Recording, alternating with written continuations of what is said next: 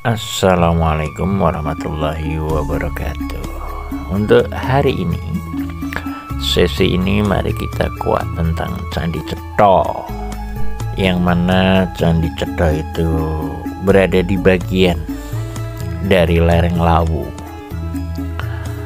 dengan ketinggian kurang lebihnya 1496 di atas permukaan laut.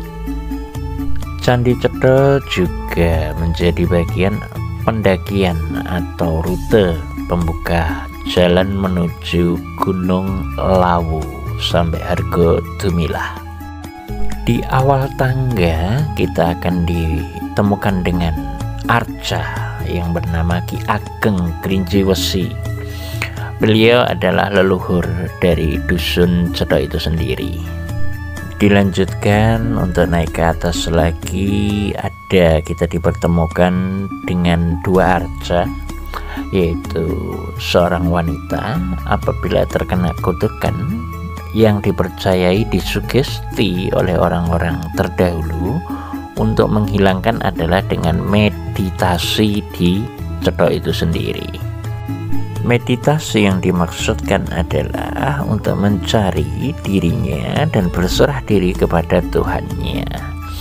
Ketauhidan ini di era sekarang, kalau di era dahulu adalah manembah marang Gusti atau Sang Hyang Akarya Jagat, yaitu untuk orang-orang syariat atau muslimah mengatakan Allah Subhanahu wa Ta'ala.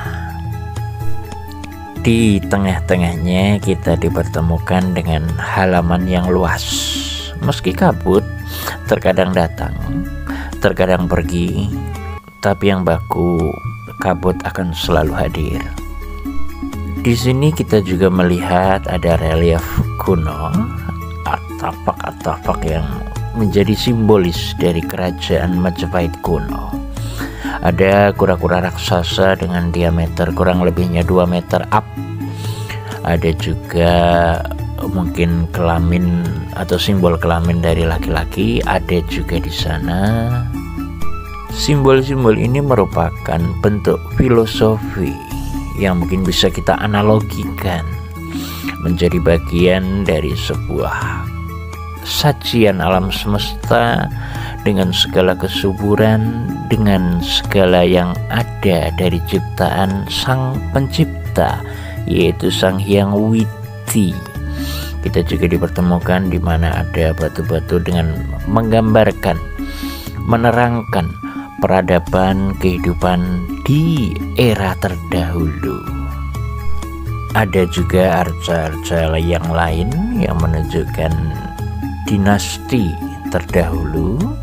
Lalu kita bisa naik lagi ke atas, di mana kanan kiri kita dipertemukan dengan pendopo atau paselan, di mana seseorang bisa untuk berkumpul, bertawasul untuk kasta-kasta sudra yang menemui kasta Brahma untuk mendapatkan petuah, bimbingan, nasihat, masukan, dan hal-hal yang positif.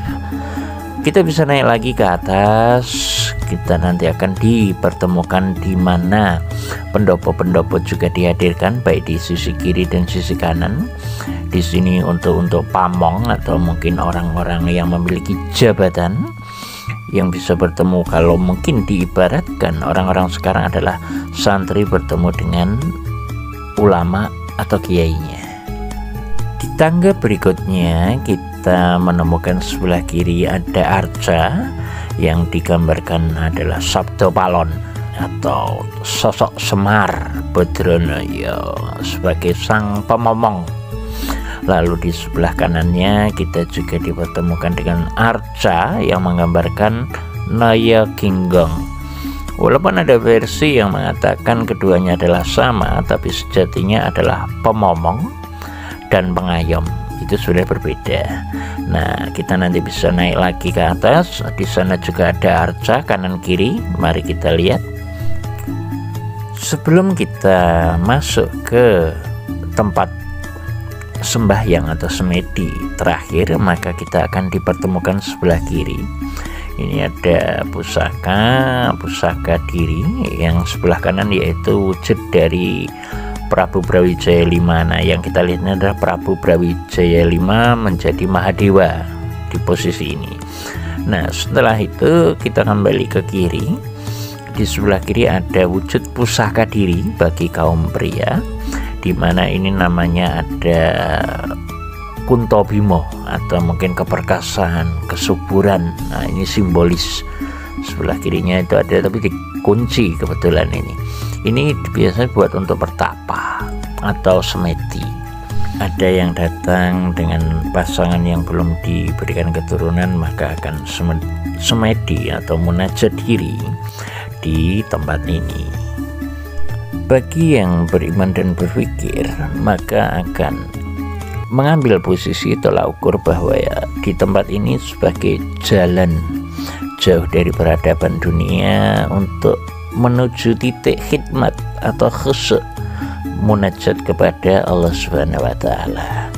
Andai kata ada yang berpikir ini tentang syirik atau mungkin hal-hal yang lain, itu privasi masing-masing, tapi yang bagus bagi kaum yang beriman dan berpikir, munajatnya akan kepada Allah Subhanahu wa Ta'ala. Jalan ini, tempat ini sebagai laku atau diambil tuah untuk menghantarkan setiap kepentingan kita, karena kita mengingat, mintalah kepadaku, ku Allah, maka aku Allah akan mengabulkan.